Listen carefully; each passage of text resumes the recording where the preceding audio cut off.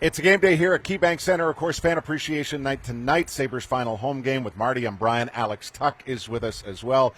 And Marty, a lot of reasons, I think, for Alex to be here, and not the least of which is the fact that he was recently named a finalist, again, for the Rico Award. And we all know the intangibles that make up the Rico Award and how important it is for the fans. Yeah, obviously this is a fan-voted award, and it's about what it means to be a Buffalo Sabres, your work on and off the ice in the community.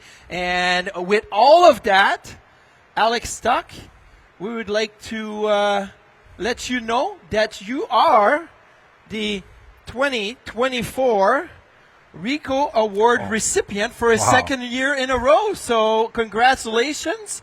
And, so a little surprise here on Sabres Live today, but we wanted to get your reaction, and we wanted to make sure that you knew it means a lot to me, it means a lot to Duffer, and I'm sure it means a lot for the fans as well. Yeah, no, I mean, it means a lot to myself and my family, honestly. It's being a player for the Sabres, this award is not what you do it for. This is just something that, it's kind of the cherry on top. It feels really good, but we do it for the people of Buffalo, and for giving back to the community. I think that everyone in our organization really tries hard to do as much as possible in the community, and myself, my foundation, my family, this really means a lot from all the fans. So thank you guys very much, and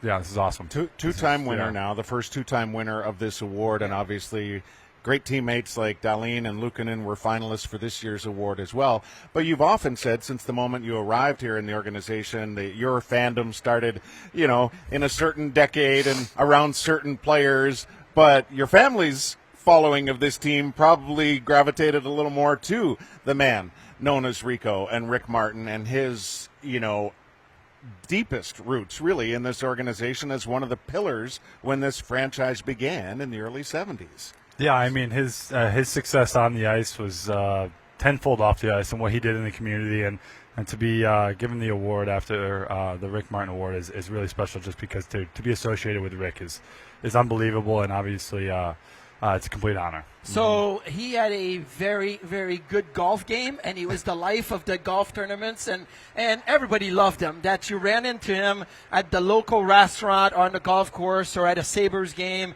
Obviously, he's well represented with the French Connection in Alumni Plaza. How is your golf game and your party? Like, he used to do the auction. He would tell jokes like, you're a little bit different, though. You're more serious with your community involvement. Yeah, no, I'm pretty charismatic too. I think I can control a room, and but no, but my golf game does need some work. Definitely needs some work. But you know what? I love giving back to the community. I love doing the events. I might do one this summer. I might throw one in the mix. So if you're watching, make sure you keep your eyes open. The 89 Foundation might be throwing one this summer to do the first annual of some sort. Not sure how that's going to work and what my summer's looking like, but it might have something to do with cornhole. Not quite sure on it. That might be one thing I'm leaning towards. But just everything and that we were able to do this year, and from the toy drive to the tickets to the games and stuff. Yep. It was really special. I enjoyed every second of it. I love doing it, and so did my family, and so it was a lot of fun this year. You went to Mana, and you got to taste a lot of food. Duffer and I went to the Buffalo Bazaar and got to, that was one of the best lunch I've had all season long.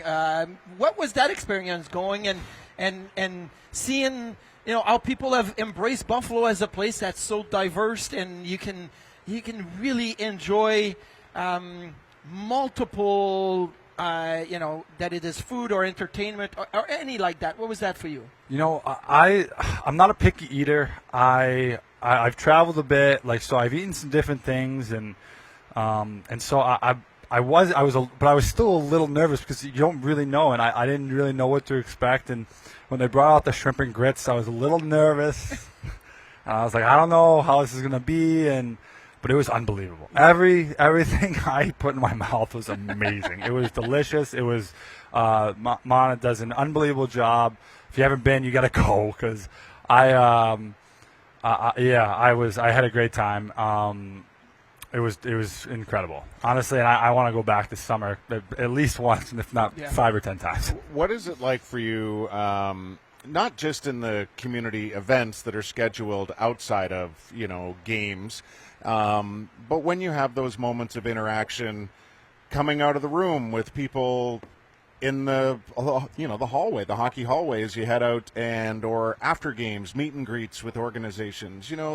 The game is emotional, but I have a feeling that you have the right way to balance how to interact with people in the ups and the downs, the challenges that come along, right? Yeah, no, definitely. I don't really think for us, sometimes we're so involved in the day to day, and we're just thinking about hockey and the game and everything. You kind of forget that this is that this arena is some people's sanctuaries to get away from their hardships in life, and to get away from something that's maybe happening. Maybe their mom was diagnosed with cancer, and maybe they just lost a loved one, and to be able to go to a game and to share these things with their families and to create memories with the people that they love, I think is really special. And to do if we're able to go above and beyond and just create one interaction with a fan, or throw a kid a puck, or do a little candy exchange or something like that at the glass, or the walking out before the game, I think it really,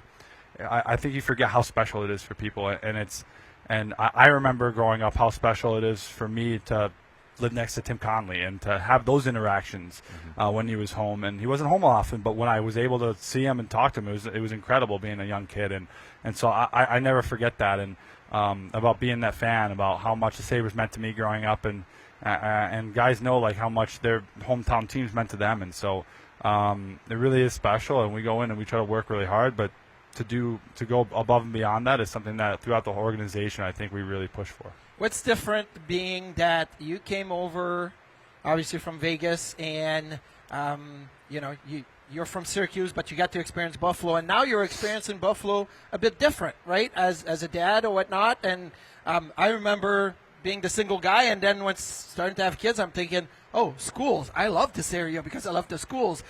This is where I want my kids to grow up. Even though I went to Philly, Long Island, the Rangers, I knew Buffalo was that spot.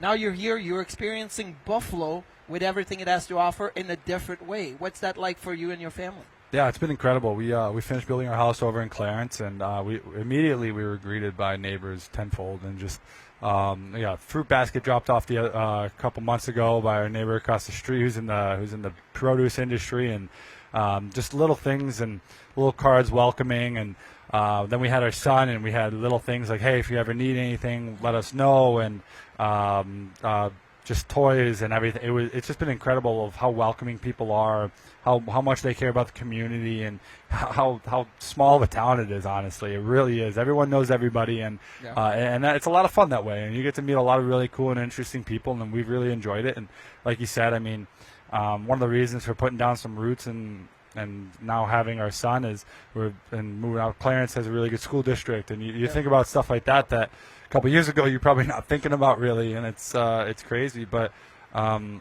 no, New York State's got a great school district, and I understand why you came back. And this city is incredible, and we've loved every second. And of course, you have your final home game tonight, and you just want to remain connected with the fans in this moment and moving forward, because clearly you sound like a person who is planning to be here as things get better. How do you stay in the right mindset to close out this year with your teammates and into the summer? Yeah, you never know what's going to happen in your future. You really don't know what's going to happen tomorrow, or let alone in 5-10 years. And so I just take it day by day, and I try to enjoy every second of it. And you never know what will happen with your teammates and who you're going to be playing with the next game or in a couple months or next season. So you want to enjoy it with the people you have around you right now. And playing, this is now finishing up my 7th year, is I love telling stories and thinking about the times with old teammates and everything. And you wish you had more stories, and you wish you had more good times with them.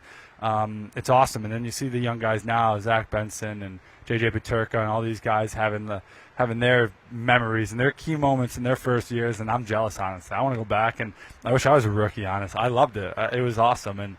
And so it's you just want to make every moment special. And right now we got to focus on Washington tonight and winning the game.